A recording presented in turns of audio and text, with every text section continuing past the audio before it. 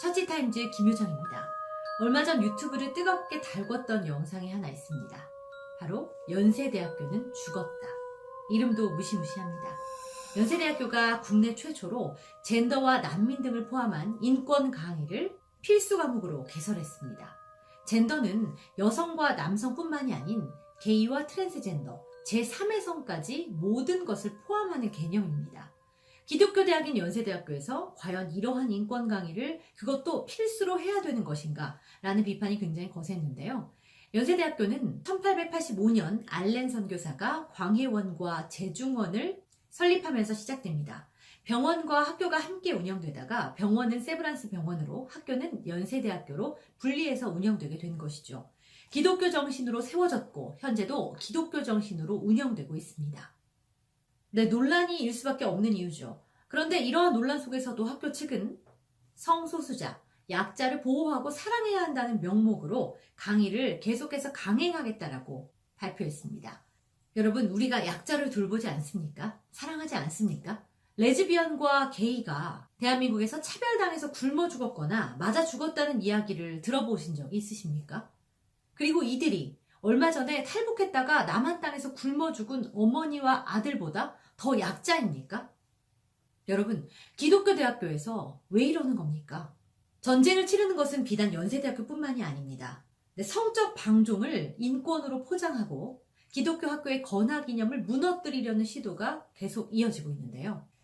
대표적 기독교 학교인 한동대학교는 학생 5명이 다자성애와 매춘 그리고 동성애를 옹호하는 강의를 열었습니다. 학교에서는 당연히 반대를 했을 것이고요. 하지만 학생들은 학교 측의 말을 듣지 않고 강의를 무단으로 열었습니다. 학교 측은 징계를 내렸고요. 그런데 학생들이 학교를 고소했습니다. 국가인권위원회가 권고를 내렸는데요. 이 징계가 부당하다면서 앞으로 이런 일이 발생하지 않도록 재발 방지책까지 내놔라라고 이야기를 했습니다.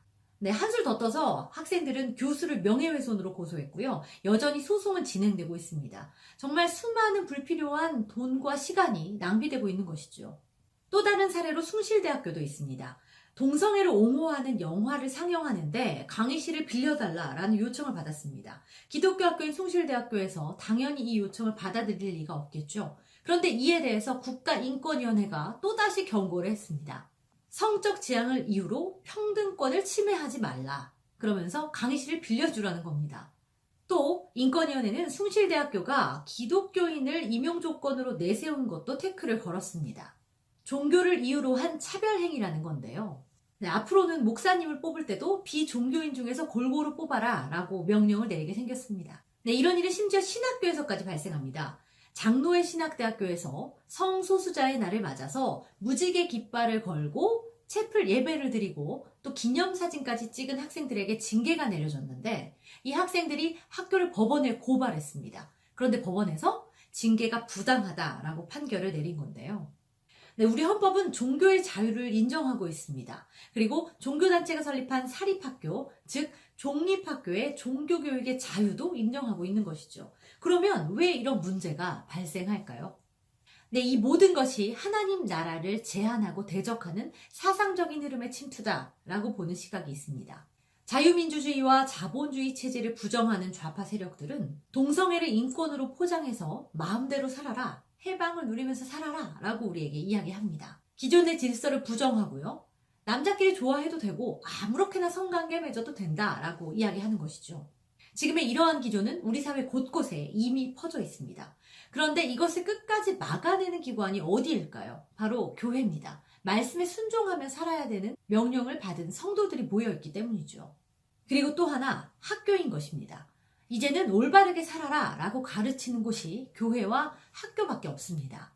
이렇기 때문에 이들은 강단과 교단에서 올바른 가치관이 설파되는 것을 막기 위해서 안간힘을 쓰는 것입니다.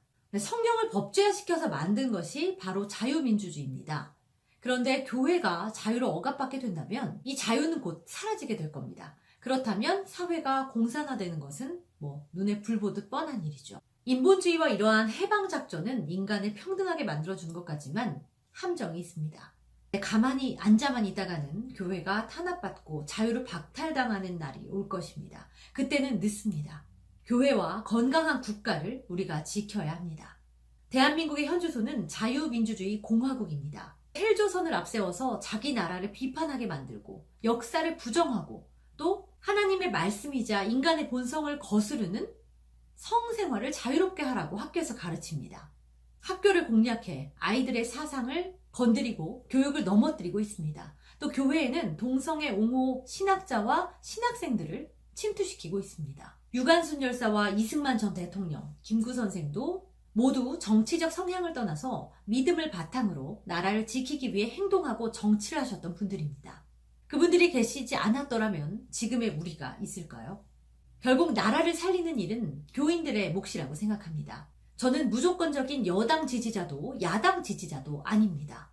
하지만 교회의 가치를 무너뜨리고 건강한 사회를 해치는 정책을 펴는 정부와 정당이라면 이제는 우리가 목소리를 내야 할 때라고 생각합니다. 네, 우리의 후손들에게 자유민주주의 국가를 물려주고 또 교회의 복음적 가치를 끝까지 지켜내기 위해서 지금 바로 행동해야 될 때입니다. 처치타임즈는 여러분의 제보를 기다리고 있습니다. 많은 연락 바랍니다. 처치타임즈 김효정이었습니다.